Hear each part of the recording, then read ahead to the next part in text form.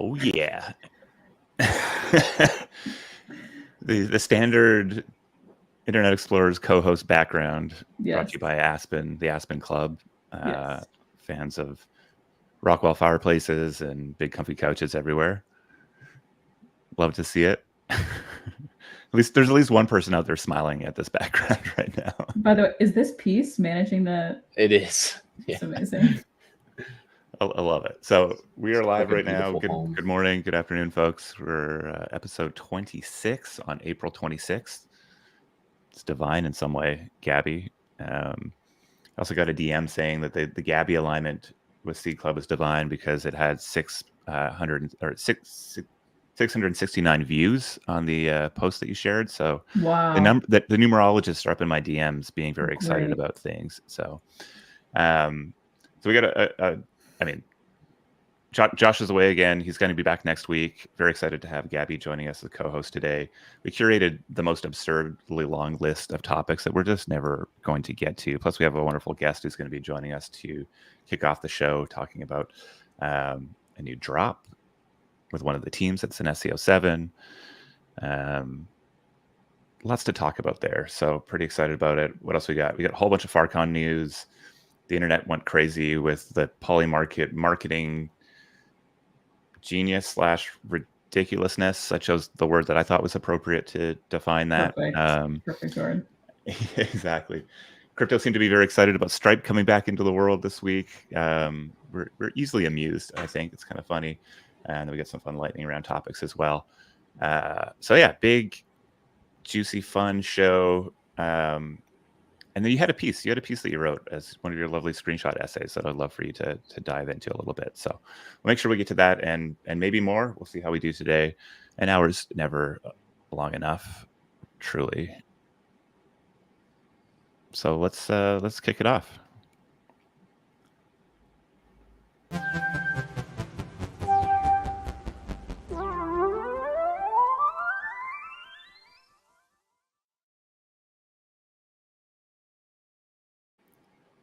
Never gets old.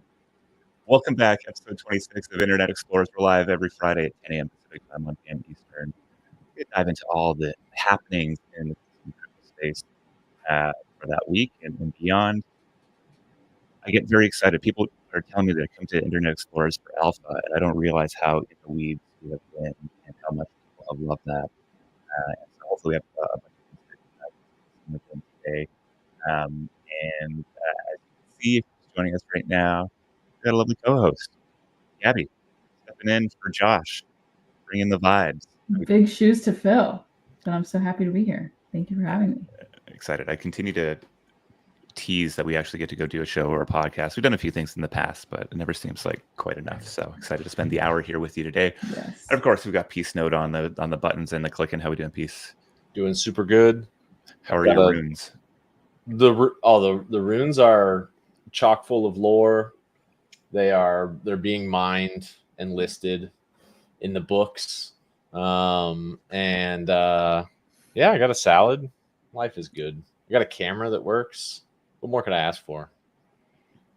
I love it. The soup to salad evolution here. Standard soup to salad evolution. It's summertime, baby. Ooh, I love that. That's the thing. All right, so big show today. Big list. There's some exciting news about FarCon that we're going to dive into. So make sure you stay tuned for that. It's rapidly getting out of hand. That event is going to be like, I don't know. I am feeling for the organizers who are in the midst of the final stages of preparing for that. It's something that has just gone bigger and bigger and bigger. Of course, we have some fun stuff planned there, so we're excited to dive in there. But I want to kick it off because we have the pleasure of being deep in the weeds with our SEO 7 teams. We're, I think, 3 or 4 weeks in right now. The speed of shipping, the things that are coming out of that group are just incredible.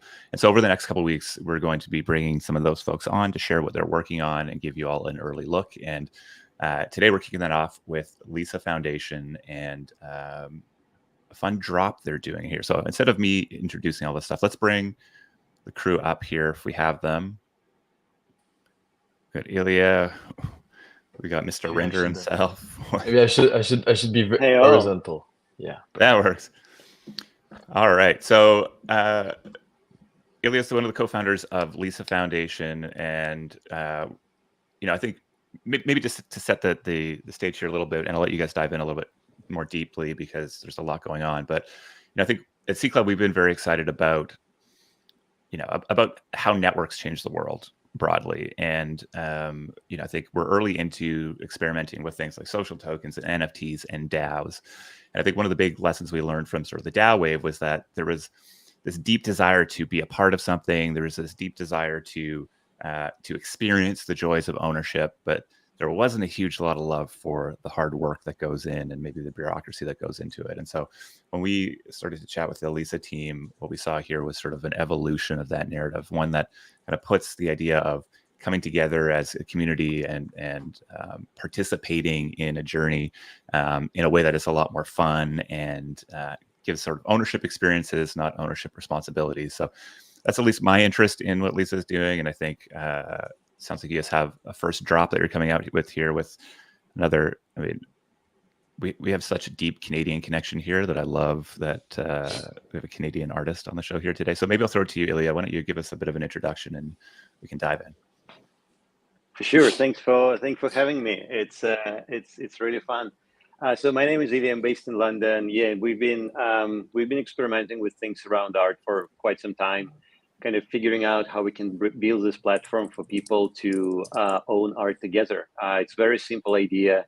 Really want to see more people coming into the art world. We want to see more people collecting art on a level that previously wasn't possible. So we built Lisa. It's live now. It's actually opening up this week. We've been under the closed beta for a long time. So really excited to finally open the doors. And probably couldn't have a better partner in this than Fakrender here. We're going to be doing incredible drop next week. Fred is having his first solo show during Freeze, New York. We're going to be opening the gallery on 2nd of May. It's a show going to be called Ascend. And he's presenting an insane show with Carla McCormick opening this up. And one of the sculptures in the show will be owned by the collective. So you can either access it online or come to a show, and we're going to be doing like tons of stuff around it. But I'll stop here.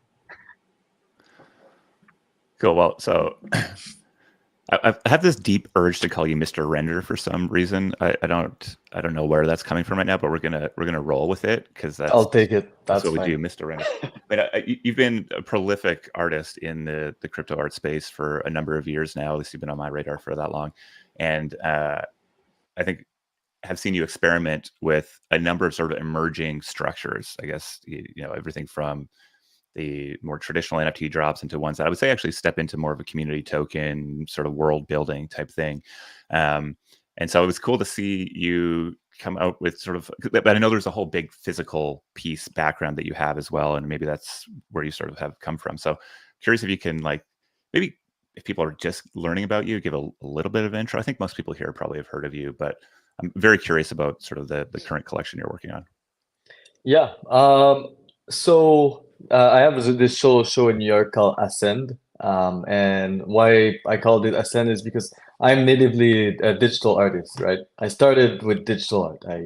I grew up with the family computer in my bedroom. So just to tell you how native digital I was, that's the most digital you can be.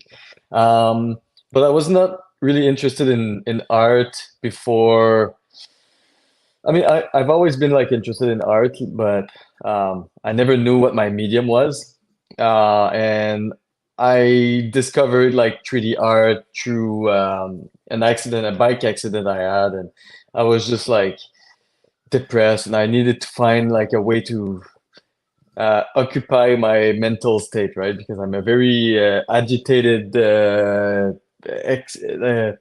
hyperactive person. So I decided just to learn digital art in general, and I never really wanted to work in that field. I just wanted to do art and just use it as a journal or a diary journal.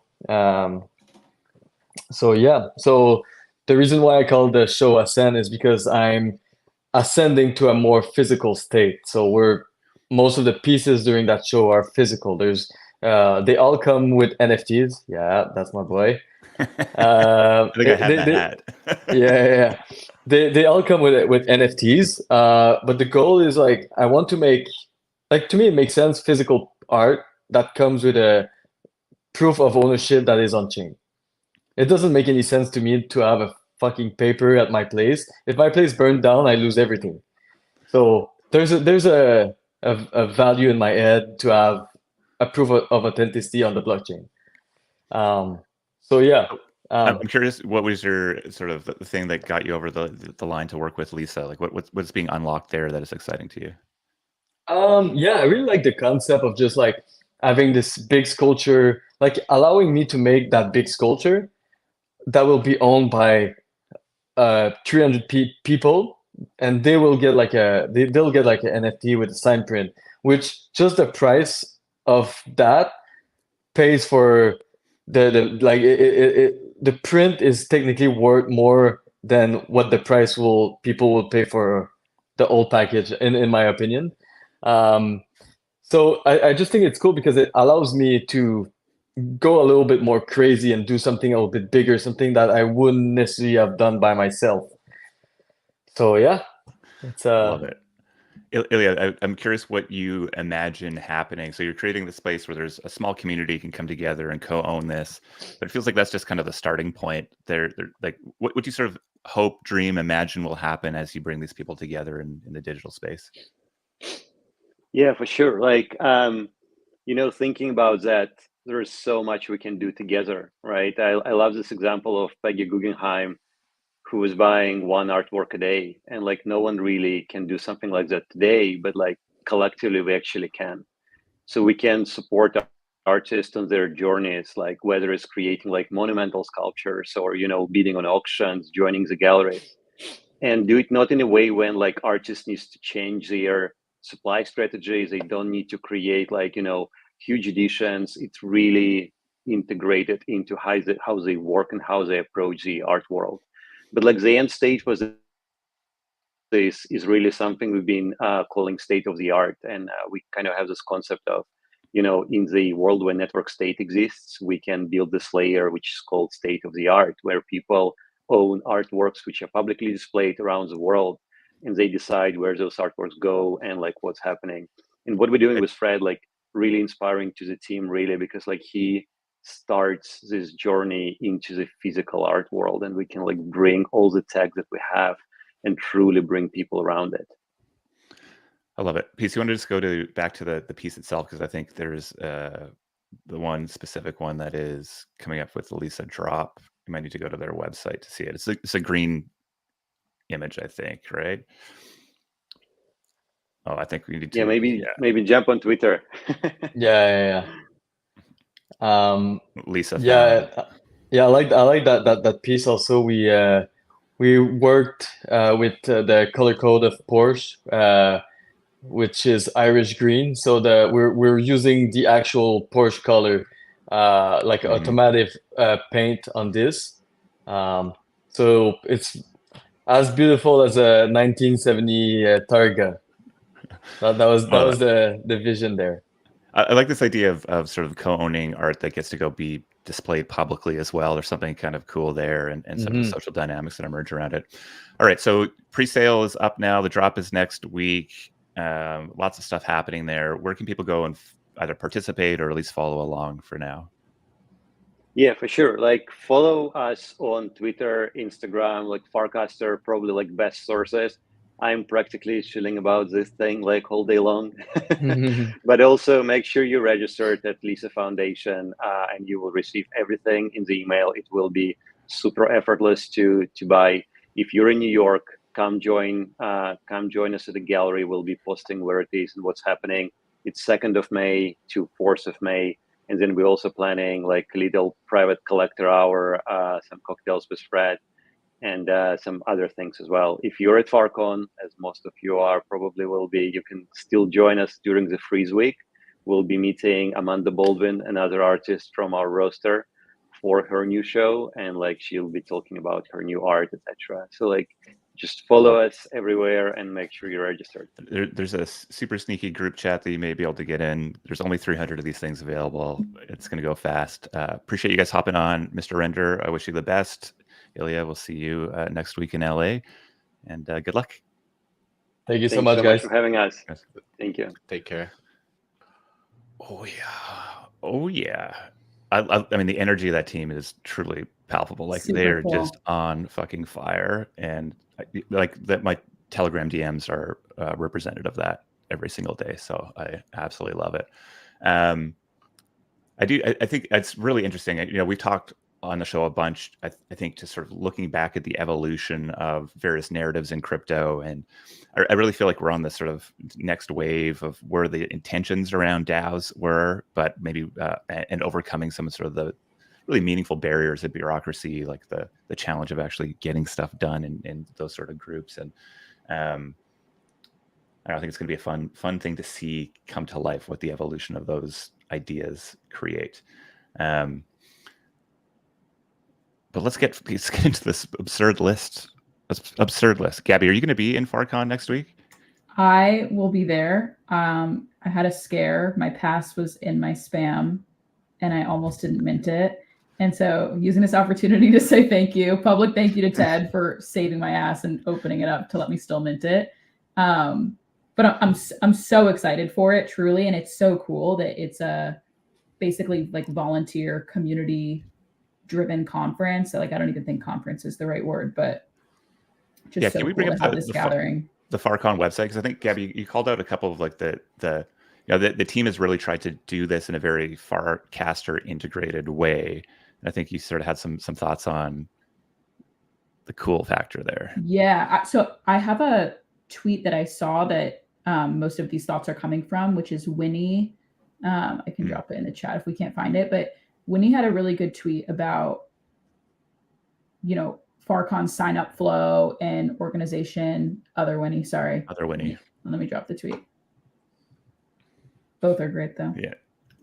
This one. Basically, the sign up flow and the whole organization of the event, just showing how crypto primitives can really be embedded into every step of the consumer journey, just like baked into the product experience from start to finish. So, I mean, it starts with you apply, and if you get your pass, you mint the FarCon pass through Unlock Protocol. To buy the pass, you can pay with USDC on Base, or you can pay with mainnet ETH, and it gets converted in one click through an integration with Decent, which, by the way, like, Decent is just cooking. I'm running into it on basically every consumer product experience I've been having. And I know they're doing something with Enjoy also, kind of like one click to swap to Enjoy. It's super, super cool, just seamlessly baked into the product experience. And then RSVPing to different events, they're gated based on if you have the FarCon pass, as well as other on-chain communities you're a part of. On that note, I don't know if they're gating based on off-chain information as well, but I'm pretty sure Raz from Guild is in the chat, if that's the person I think is commenting. And like, other communities in crypto often use Guild for token gating, and you can gate based on not just on-chain information, but also off-chain information, like what you've done on Twitter or Telegram communities you're a part of and things like that. And specifically, the combination of the two is pretty interesting. And then obviously, approvals to different events that you're going to are airdropped as NFTs. And I wouldn't be surprised if there are POAPs at FarCon for proof of attendance that you actually went to those events. Oh, they're happening. So yeah, it's very cool to see. It's also just very full circle. I know we're going to talk about Bright Moments later too, but both Farcaster and Bright Moments, like, I got on Farcaster when I was living in Venice. Was like getting into crypto, living in Venice, minting my crypto Venetian. And it's so crazy to see it all come so full circle. So yeah, I'm very excited for it. Yeah, it's cool. I think the FarCon team's using events.xyz, which is also like the Farcaster native events platform. That I think just, we're seeing what happens when you can go build something natively in an open social world. And the team's like, I think it's going to feel kind of awkward in the short period, but like as these things evolve, there's going to be some superpowers like unlocked. And I think what you shared there is kind of like an early look at what that might look like, just being able to bring all this data in to actually create, unique experiences. I think, to me, this is the opportunity of Farcaster and Lens and Open Social, is just that we have all this data that's no longer gated, and therefore developers can go in and do cool things with it. And I think we're just seeing the beginning of teams really figuring that out. Got some teams in SEO 7 that are really running at that we're very excited about. So data may be the important part of all the sort of open social stuff that's happening. So I want to make sure that I call it a few things before we move on. C Club's very, very excited to bring the consumer crypto channel is hosting free Wi-Fi. Kind of becoming a big thing. We've got free Wi-Fi in the day, which is going to be like it's an unconference type thing. We have a bunch of talks that are happening with our partners Archetype and Xerion, sponsoring some rooms. We have Syndicate, Boost, Mirror. I think the announced coffee guys are coming. Slow Rodeo, one of the SEO 6 teams is there. Word on the street is there's some Enjoy merch. There's going to be a whole bunch of fun things on the ground floor. This is 3 floors. It's going to be incredible. We also have a party afterwards called airplane mode at night, free Wi-Fi during the day, airplane mode at night. The team did a walkthrough the other day. It's just too good. Peace has been cooking up some incredible, art around this stuff too. I share this knowing that we have like hundreds of applicants already. It's kind of going to be tough to get everybody in. So if you haven't applied yet and you want to come, please do. But also just kind of a warning that it's kind of getting popular. I always feel like a deep sense of anxiety around these things, Gabby. I'm like, it quickly goes from there like, oh my God, is anybody going to show up? Oh, I hope it's Farcon's hottest show up. I hope 11 people show up, and now it's like hundreds of people. So that's gonna be cool. And also just announcing here today, live on Internet Explorers, we're doing our first live recording of Internet Explorers next Friday morning at 10 a.m. Pacific time in the same venue. So the venue that Farcon's main event's going to be in, and free Wi-Fi. We're going to host it there. So we're going to let people know about that. But love for you. I don't know what that's going to feel like to actually have to look at people as we're talking. That's like not my experience here. I just feel like the ether is paying attention right now. But kind of excited to do it. So if you're going to be in LA and you want to come hang out with us for a live recording, it's going to be, we'll share more about that in the next little while. So lots happening. Very excited. It's going to be a crazy week. Shout out to the organizers who are just really in the depths of this right now, bringing things together. Yeah, live update from Ryan. He says we're good on capacity, so come on down. Get on in there, baby. Yeah. Let's go. I was trying to make it sound cool. Piece. We're probably oversubscribed. It's probably oversubscribed. But there's lots of room outside. Venice is big. It's a big thing. Cool. It's not that big. I don't know how big Venice is, to be honest. It's reasonably large. I mean, LA is kind of big, so we can just kind of spill over. We can spill. Beautiful. And I get to see you, Gabby. That's exciting. It's been too long. It's going to be amazing. It's been way too long. Okay, well, let's jump into the other topics today. I think we're missing a topic here. I wanted to talk about VCs versus meme coins. Oh, yeah. Stuff up? Yeah. I guess it kind of goes into treat. It does. It's the whole thing. Did you see my trend? I was trying to lead us at a trend down here. I mean, I love that. So this thread actually is what made me go, oh, I love Twitter. Thank you for Twitter. Really, I've kind of been on a bit of like a fuck Twitter kick for the last little while because I mean, just let us share links, Elon. Let us share links and get distribution. That's all we need from you, buddy. You can do all your other weird shit. Just give us some links. But this made it worthwhile. I think if we sort of zoom out, there's obviously, and we talked on the show a number of times, just sort of this like debate: are meme coins good? Are meme coins bad? We're seeing the A16Z crew really kind of lean into meme coins equal bad for crypto. This actually spawned, I think, a reply to a tweet from, if you want to scroll up a bit, I think from Ryan Dempsey, Michael Dempsey, because I knew I was going to get the first name wrong, talking about sort of like the disillusionment people are having around tokens. The idea here being real builders don't want to build meme coins; they want to build tokens with true utility, and they're getting sort of fed up with like the VCs and the crypto Twitter folks being super stoked on meme coins. And Eddie from the CTO from A16Z jumped in and kind of made that point a little bit more explicitly. But to me, it was interesting to see the replies to it because I think it kind of like articulated the two worldviews that live here. And one being that meme coins are bad and utility is good. And, I think we saw Chris Dixon with a post in the Financial Times this week. But here, Eddie's post, besides undermining the long-term vision of crypto that has kept so many of us in the space, meme coins aren't actually that interesting. And I think that's sort of like one camp, right? And I get it. It's there's I think bigger opportunities that crypto networks can bring to the table, but the replies I think actually charts sort of the other path here, or at least the current reality. I think Jesse's from Variant has been pretty vocal about this in a way, and I think kind of push back on, I think, what a lot of people and what we're seeing in many of our communities are just basically saying that, well, we actually think that meme coins are a heck of a lot less disruptive or sort of detrimental than the vaporware VC-backed projects that are purporting to have utility, being launched with high FTVs, really being seen more as like a game that you win by being super early and or being the team, and that maybe crypto investors generally are just getting a bit smarter and kind of over the bullshit. And so to me, this feels like 2016 US election time again, where there's the Democratic Party, the establishment sitting up here saying this is the way the world should be, and you guys are all deplorables for not being any other way, and the rest of like the people who are actually buying and consuming these tokens being like, yeah, fuck that, and we're going to vote in a different worldview here. But I know you and I haven't had a chat about meme coins, so I'm curious where your reaction to all of this is. Yeah, I mean, I definitely get both sides. So I guess like Eddie's point, I think, I don't want to speak for him, but I think his camp is more like, who are the customers in crypto? They're developers.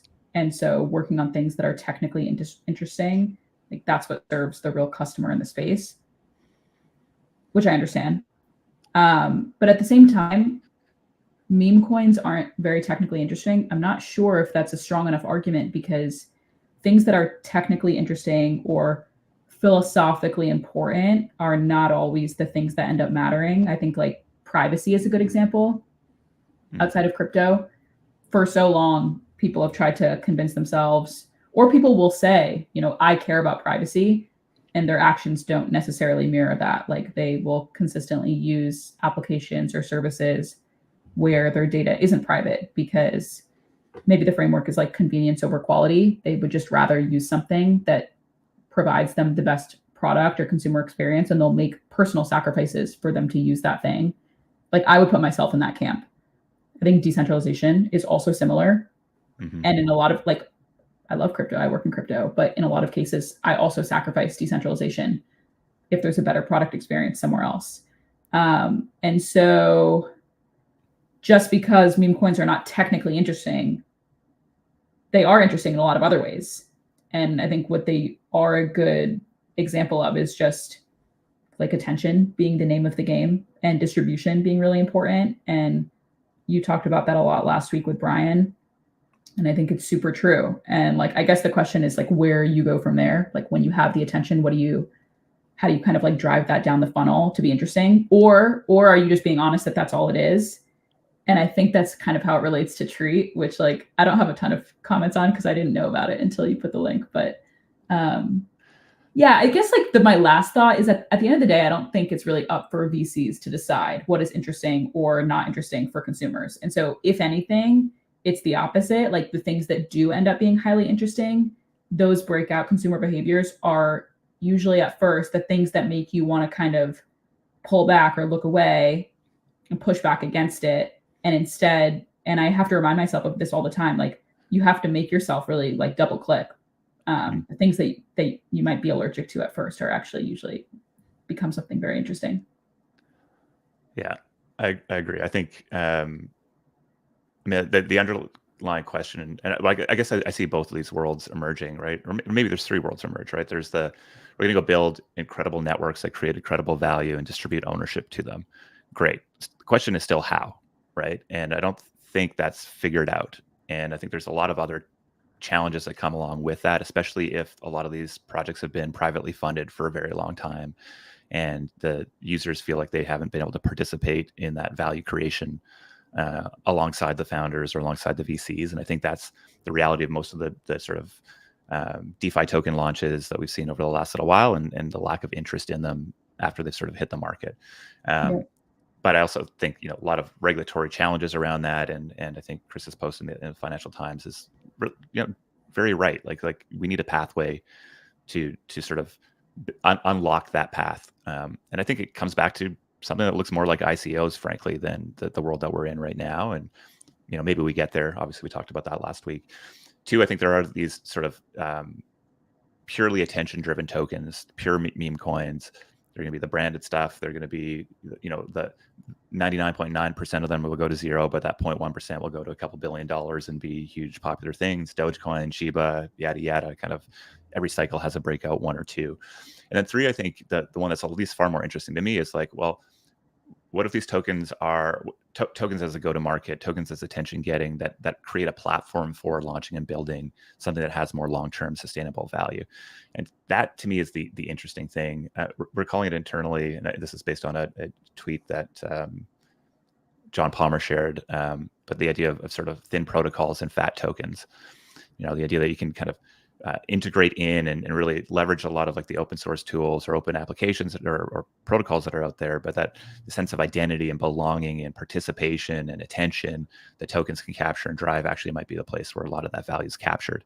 And I think that leads into the next topic here with Treat. And it's something that I think we've seen, it happens once, kind of cool. You start to see it happen again. I think this is the early part of a trend. So this is a sort of a post from Andrew, who's been a big meme coin bull. And Treat is I guess it's a layer 2 that's coming out of the Shiba ecosystem. I started reading this thing and it had so many crypto buzzwords in the beginning that I was just like, okay, I don't actually care maybe what this protocol or network is. I think that the thing that's interesting is that this, it's an example of sort of tokens being the go-to-market, the community builder, and then them sort of backing into something that theoretically has more fundamental value, like this idea of a network that, it sounds like it has some technical, implementations that are new and novel, or at least pushing the boundaries a little bit. But conceptually, it's interesting, right? I think it's what we saw with DGen go from pure Farcaster meme coin into scene coin into an L3. And I think we're seeing this with Shiba going into Treat. And my guess is we're going to see many, many, many more as the cost and availability of running your own network actually goes down, whether that's an L2 or an L3. And I put that up against thinking about everybody who's launched these L2s as infrastructure first versus having the actual community involved and thinking about how they actually go to market and get people to build on it. I think it's a monumental and probably like impossible task for the vast majority of them. So this is very, very interesting to me, and I think it's a sign of things to come. It's also very interesting thinking about it maybe in the context of Base is a good example of L2s or ecosystems or like pieces of infrastructure needing to have brands or mimetic value to gain attention or usage or whatever you want to call it. And so like Base has done such a good job of this, of like, you don't just build on Base, but like that makes you based. There's like an identity associated with it. And I think tokens are a helpful way of ascribing an identity, like a piece of an identity to someone of like, I'm a part of this ecosystem, and you can actually quantify that with something. 100% agree. I think, these are commodities at the end of the day. Block space is a commodity, it's increasingly so. And so, the decision to sort of, where to align oneself, where to build, I think comes down to something that's closer to identity, closer to fashion, than it comes down to, the technical implementation. Especially with so many of these things are driven, if we get to it, zombie chains, it's driven by liquidity. It's driven by where people are actually, liquidity of attention and liquidity of the actual capital that's there to go do things. Yeah.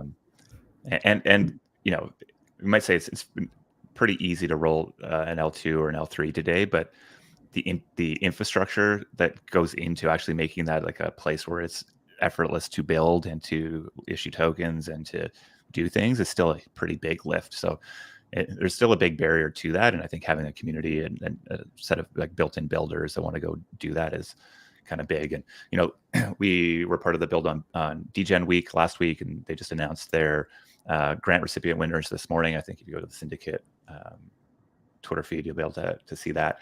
But again, it's just sort of like some of the early, having 300 teams apply, a number of them have products out deploying there.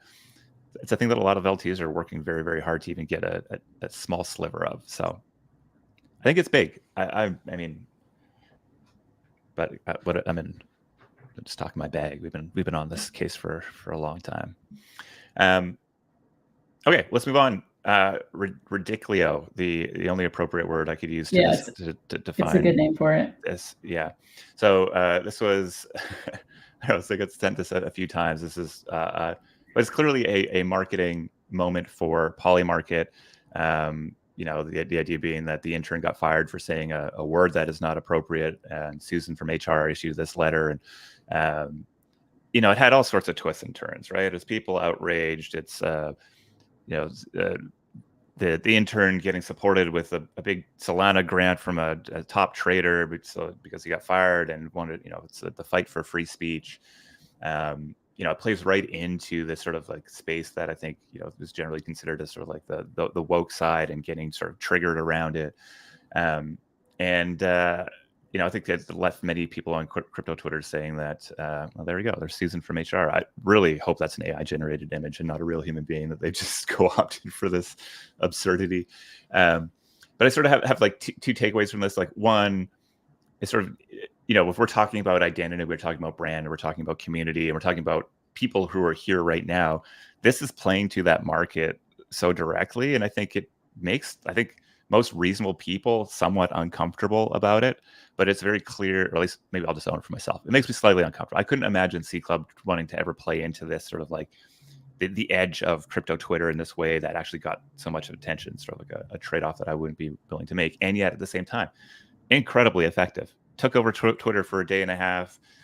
There's intern accounts. There's Hugo doing his thing. Like, becomes a big thing. So I'm very curious to see what the conversation in Polymarket was around the idea to go do this. I think it is, again, comes from this idea of like, you know, Gabby, I'm big into golf right now. I don't know if I've updated you on that just yet, but you told me about that brand that I need to buy something from. Yes. I talk about it often. You can probably see my clubs over. No, you can't. But anyways, not the point. The point is that there's a saying, so let's play it as it lies, right? So you gotta deal with the ball as it is and sort of step through. And I feel like that's kind of like, some teams are sort of resigning themselves to the fact, and maybe some VCs are resigning themselves to the fact that you kind of got to play the ball as it lies in crypto right now, or at least there's a bunch of value to do it. I don't know. Your thoughts? It's just another good example that so much of crypto marketing lies on Twitter. There was actually a tweet from John Woo, I'm now just remembering, that is a good reminder of this. And he's been tweeting a lot about, like, quote unquote, you don't need a CMO. And he's saying it's much easier to convert a Web 2 engineer into Web 3 than a Web 2 marketer into Web 3. And the types of things that people care about and value in terms of community building and marketing and driving narrative and things like that, it's like a whole different world in crypto. And I guess I'm curious, like, what the ecosystem is going to look like when we've grown beyond crypto Twitter, if that ever happens. And it also, like, not to move on too quickly, but it kind of leads into the next thing that we're going to talk about, of kind of, you know, how do you find distribution in other unique, potentially more crypto native places to acquire users? And like right now, so much of crypto is just top of funnel, kind of like what we just saw in the last example, to drive you down to something else, but you're like moving from one platform over to another. And yeah, you're seeing some new like crypto native distribution tools crop up. Yeah, that are I love it. John's been on fire. Oh, go ahead, please. I was gonna say, it's just I really like this tweet on brand risk or something, but part of it really reminds me of like that meme where the conventionally attractive person says something and it's all cool, and then the like fat weird nerd says something and it's like super not cool. And it's like such a gamble that you're taking when you go on to like play in these truly like troll box spaces as a brand. And I mean, the gambling platform was the right one to do that. Probably right. not every platform is, but that was it was a smart move to play in that space. It's so true. Like, not to over intellectualize it, but how different is this from Pepsi and that other Web2 brand saying GM to each other a couple years ago? Oh, that was so cool. That was horrible. Oh my God. I just love the traditional brands coming into crypto so clearly.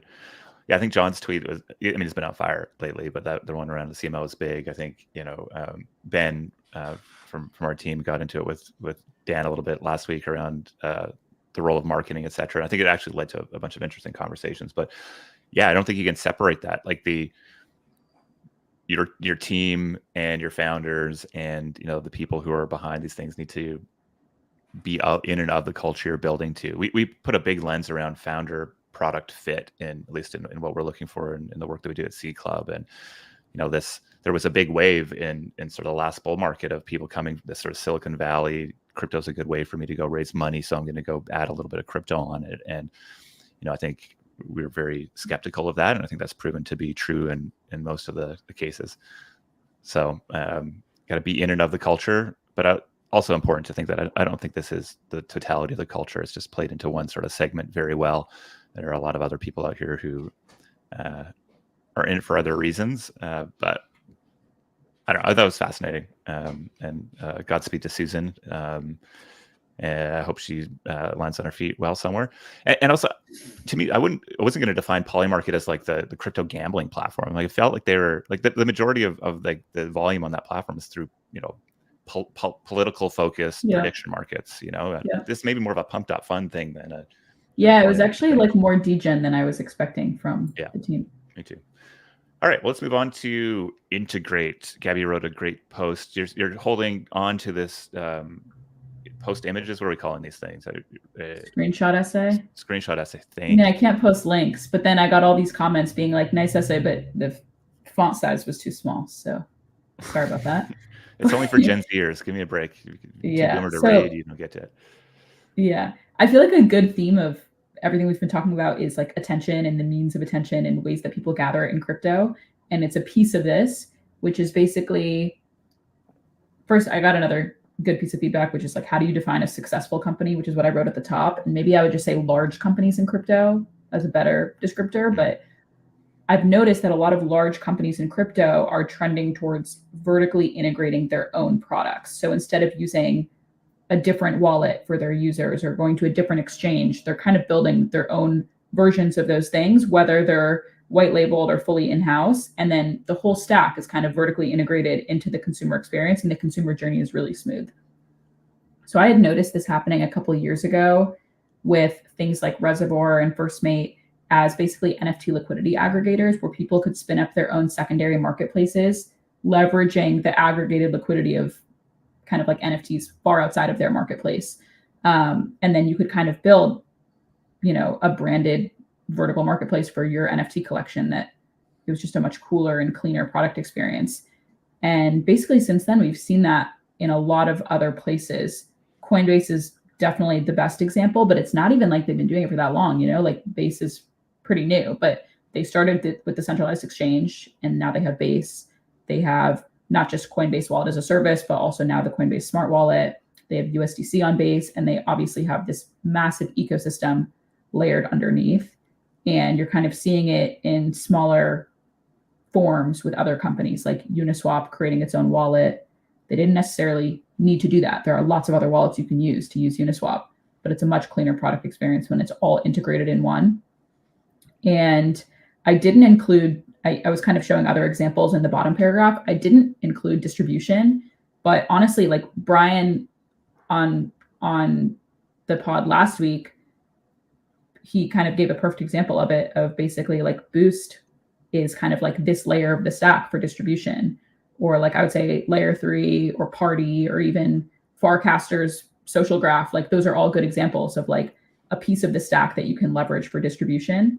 I included some examples of wallets that are doing that, and then like liquidity aggregators. And yeah, it's very interesting. Like, I don't know totally what to think about it, because I think the beauty of crypto is that you have all of these building blocks that you can kind of permissionlessly integrate. But I also understand, like, if you want to build a consumer business that is super clean and super easy for the consumer, it's helpful to have it all in one place. So what stood out to me there was that there were some examples of very successful integrations and examples of not successful integrations. I think like the Uniswap wallet is underperformed, I think, based on I think what they had hoped that would be. And I think it did so because it took them a while to bring it out, and the meta or the tech had kind of moved on. I think if they came out with something like Capsule or Privy or kind of in the sort of embedded wallet world, that would have been a much and so I think there's like a lot of challenge in doing this, and it speaks to kind of the genius and effectiveness of what Coinbase is up to, because they seem to be on the front edge of a lot of that stuff. Also speaks to like maybe having enough scale and attention of the actual users to not need to be first, but to be able to like integrate really well afterwards, which I would say their smart wallet is kind of an example of. And I guess you're seeing this in sort of like, DYDX doing their own chain, and you can kind of imagine the sort of horizontal integration that happens there as well. I mean, it's also helpful to include that integrated does not mean exclusive. Like Coinbase very well could have gone the full centralized route, and they have their own chain and everything is like stuck there. Like you can kind of, you can follow this roadmap or follow this trend while still ascribing to crypto native values of being permissionless, being open, like a rising tide lifts all boats. So that's interesting. If you're not following Gabby yet on Warpcaster on Twitter, you should be. I mean, you probably are, but you should be. I love it when you write. I felt like you went for a little while there without writing a whole lot after writing a whole lot before, and I was missing it. So I went into the cave, but I think I'm coming back out. Let's go. Just get. I have another one actually that I was thinking of as I was preparing for this pod, and I don't want to skip us ahead. I keep doing this because I'm just getting really excited. I love it. I want to write something about like no on-ramp required of a lot of cool crypto experiences that are happening and hitting mass market. Yeah, you can include an on-ramp, but like it's really not even a part of the experience. We'll get to it with the Stripe thing, but I think the Zora thing is actually a good thing too to move into, really, right? I think tell me more. You're a segue machine here. This is quite incredible. Moving right along. So I think dropping this here because I think there's a couple things that Zora is working on.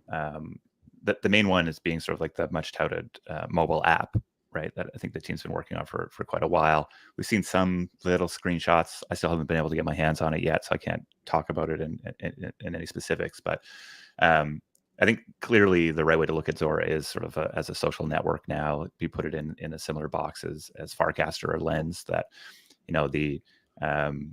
the following, the ability to follow, the ability to sort of have a profile. I think moving to mobile is going to make it a much more social feeling experience. Obviously, it's something we're pretty excited about with Enjoy, and you can sort of see the parallels there. But I think like I think Jacob had a pretty good tweet today or yesterday just talking about the imagination machine, the idea that you can upload your imagination, no crypto required, and if people come and mint it, all of a sudden there's crypto in your wallet and you're in the on-chain world.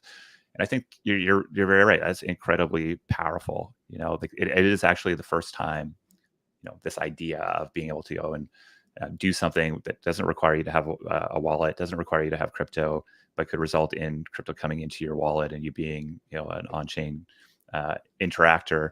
The only other way to do that before was through speculation, right? The desire to go buy some crypto and be a part of this. And so I think it is a pretty transformative idea. I think it does sort of tie into the broader trend that we'll talk about with Stripe. And I think that makes me incredibly bullish, because it still is the biggest barrier to getting people in. It's like you have to get in, and reducing that barrier is big. So yeah, I think keep it that Zora as a social network is the right framing to kind of think about that platform as. And again, everything leads back to distribution here, right? It's you have the eyeballs, you have the people doing the thing, you're in the transaction flow. There's probably a pretty big business to build here. Oh, I think you're muted, Gabby. Can you hear her piece? No. Can you hear me now? Oh yeah. Yeah, we got you. Oh, sorry about that. I'm curious for both of you guys, but especially Peace. I'm just like very curious about your brain with all of this. For me, so far, things has been kind of like a higher signal version of bookmarking. And that's sort of how I've been using it, especially with writing. Like if I see a piece that I really like and I bookmark it on Twitter, I'm definitely never going to find it again. But if I mint it, then it's something that I've at least signaled in my head, like this is something that I want to come back to. And it was very cool as you were scrolling through. I couldn't tell if it was Buckrender's collection or just all of the NFTs that he owns, like 20 minutes ago. And it was really cool because you get a good sense of his like, let's say it's on Zora, you get a good sense of like his identity and the stuff that he's into by scrolling through it. And like that as a social network is so cool. And I was just thinking to myself, like, wow, I wonder what it looks like if I'm scrolling through mine. Like, is it mostly writing that I've collected or funny memes? And it's very cool to kind of see the social network. Bring it up, Peace. Let's sweep her wallet. Let's sweep her wallet. Okay. Well, then I want to see pieces too. All right, let's see. So wait, are you Gabby Goldberg? I think it might. No, it's Gabby.eth. Gabby.eth. Nice. Four characters. I got lucky. I actually got lucky. It's so true though. You really do get like such a nice. Okay. Yeah, see, so it's a lot of writing. She got her FAR card. Nice. Some FARCon passes. Some based stuff. You get such a view of like what people are interested in though. Go to the very bottom piece. I want to see what the beginning of Gabby's. Okay. This is an old wallet. You've been rocking this. Oh my God, since 21. I'm a little nervous. Let's get. Hey, there's my New Yorker. Nice. Is this the Crypto Venetian? I think I have one below that. If you keep going down, I think. Unless that's the bottom. This is as far as Zora's indexing, at least. Oh, interesting. I'm not sure how they do their profiles, but it does seem selective on what they surface. Click that follow button, Peace. Give her a follow. Let's be social here. Oh, okay. Well, there we go. Nice and easy. I love it. You're just letting us deep dive your wallet.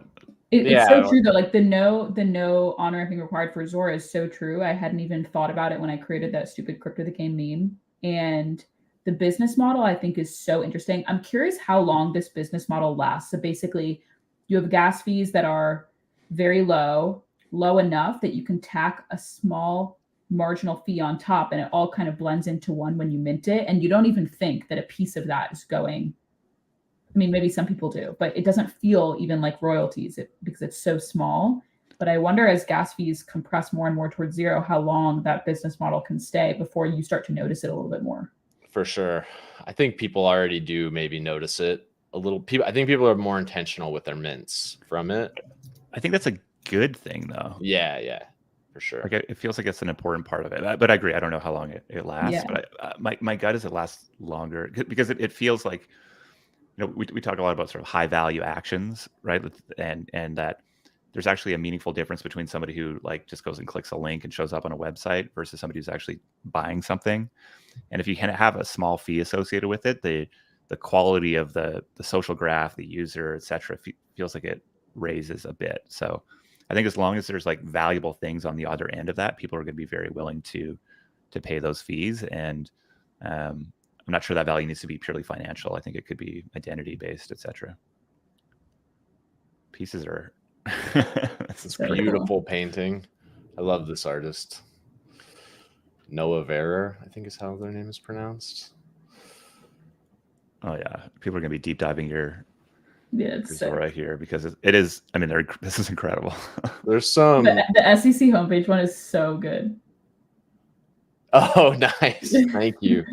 Yeah, Cheryl's like, we have to make their branding. We have to make their branding kit. You scrolled past my favorite enjoyment of all time. Second favorite. Up this one. Bit. One more up. Oh yeah. This is such a blessing. This is like one of the best gifts the internet has given back to me. Honestly, it's just I don't know. I like when there's no barrier. People are just gonna do what they're gonna do. And we love it. It's beautiful. All right, let's jump ahead. Maybe we'll just flag in this post because I think I saw actually it's at the top of one of your collects, Gabby.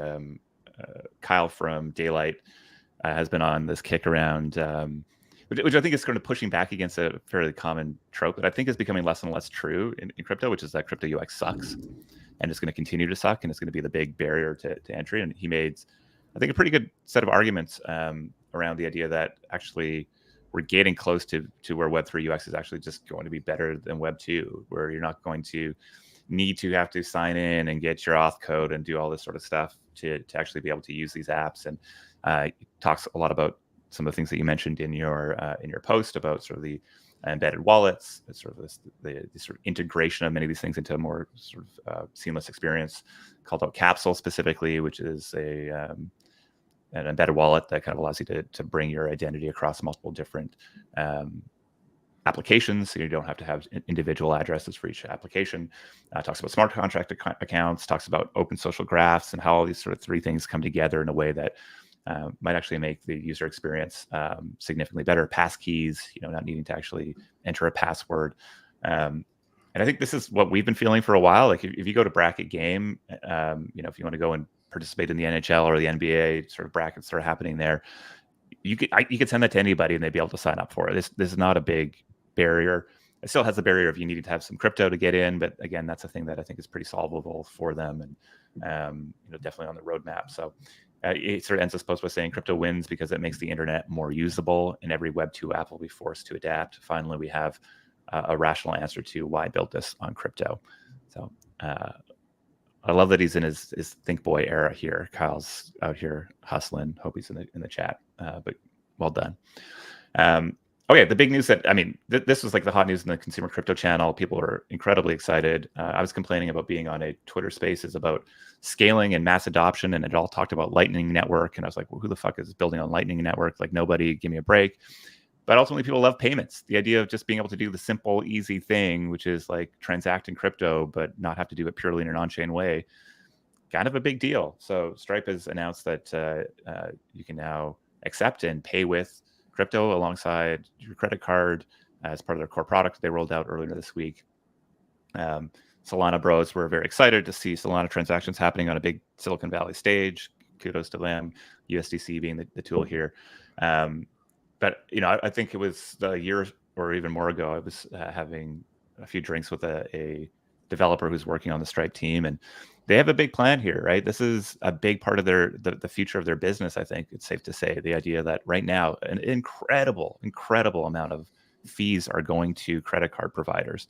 That hurts small merchants. It actually, it's a tax on everything that you buy. It's those loyalty rewards that you're getting are not free. You're paying for them. You just don't see it. And so the ability to do this in a much more lower fee environment is actually a pretty big unlock. Opens up some other challenges, chargebacks, etc. I'm not sure how they're handling that, but it sounds like you're most excited about the fact that there's just going to be a bunch of merchants out there who all of a sudden have crypto, and should they want to, and maybe this is back to the Bitcoin pizza days. People can just start to earn and be a part of this without having to take a more specific step. Yeah, I also, we were just talking about Capsule. I am optimistic, and I predict that down the line, Stripe will integrate an embedded wallet for this flow also to help with this. Of maybe people do want to start paying in crypto. I want to pay in crypto. Create a wallet and do that. These two worlds feel like they're separated by meaningful borders right now, and border guards that are full of friction, and excited to have that disappear. So cool, crypto. Getting the dubs. We're back, baby. Okay, I want to make sure we have time for the lightning round here. Zombie chains is just a post that I think I saw it on Forbes. I saw it on Laura Shin tweeting it out, just talking about the billions of dollars in market cap that these zombie chains have out there. I think this is actually related to the top of our conversation here as well, where there's these. If you scroll down, I think they list out the sort of specific ones that they included in here. But the idea is that 20 blockchains collectively have a market capitalization of more than $100 billion, representing about 4.7% of the current market cap. Talking about Bitcoin Cash, Litecoin, ICP, Ethereum Classic, EOS, Tezos. Huge treasuries, huge market caps, a ton of volume happening, and yet like tens of dollars of fees and 3 or 5 commits a week maximum on the GitHub around sort of the building here. So I think this is an example of the value of distribution and attention in an era where that looked like L1s kind of being the hot thing, and a lot of people got in early. A lot of people have their identity tied up into this. There's pure speculative games that are happening here, and it's representing meaningful value. And I think there's probably a few of us who haven't looked at that top 100 market cap or tokens on CoinGecko and been like, how the fuck are these things still up here? And yet they're here, and they may remain here. And I think there's insight in there. It is kind of interesting. I thought this article was kind of funny. Like the article to classify whether or not a blockchain is a zombie, they said they're unproven and have little utility other than for speculative crypto trading. And I was kind of like, LOL, like, okay. That's the thing. Right. The entire industry. Right.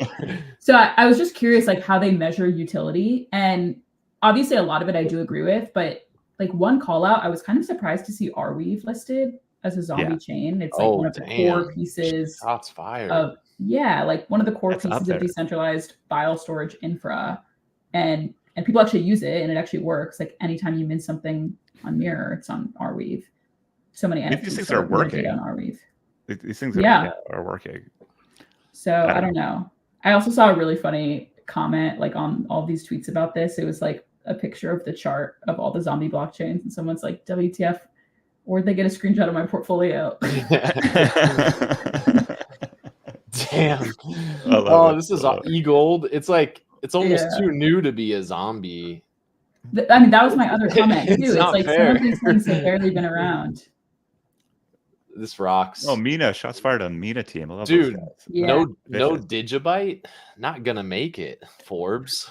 What's Dentacoin doing these days? Yeah, no kidding. I'm gonna go buy some ETH Classic on PayPal after this. We're at the top of the hour. Give me one lightning round here, and we'll send people on their way. I think John's tweet is probably perfect to end on. You scroll down a little bit. Okay. What's the caption on this? Like, oh yeah. I built a new protocol. Help! Is anyone a new user? Meme coins are bad. They're not in the industry. Meme coins are fun. Meme coins, an emergent behavior I'm reserving judgment for now. Meme coins are boring. Fuck A16Z. I built a new protocol. Oh, that's great. We'll save them. I'll save your protocol. I'll use it. I'll attack it with transaction fees. Let's go. Gabby, appreciate you hanging out with us today. Very excited to see you next week. Excited to see all of you. Again, we're going to do a live recording of Internet Explorers next Friday at 10 a.m. at the FarCon venue. Very excited to have you join us. We'll be a little bit more loud about that. So if you are interested in coming to hang out, we'd love to see you there. Also, free Wi-Fi, airplane mode. We're going to be part of the FarCon welcome dinner. Shout out to the FarCon organizing team. It's going to be an incredible event. Looking forward to some more sunshine. It's been a great couple days here in Vancouver. I'm going to go get my tan on by standing under fluorescent lights for 3 days. Oh, yeah. It's going to be great. I think that's it. Gabby, appreciate you. Looking forward to seeing you. Thank you so much. So fun. And I guess we'll see the rest of you on chain. Awesome. Ciao for now. Peace.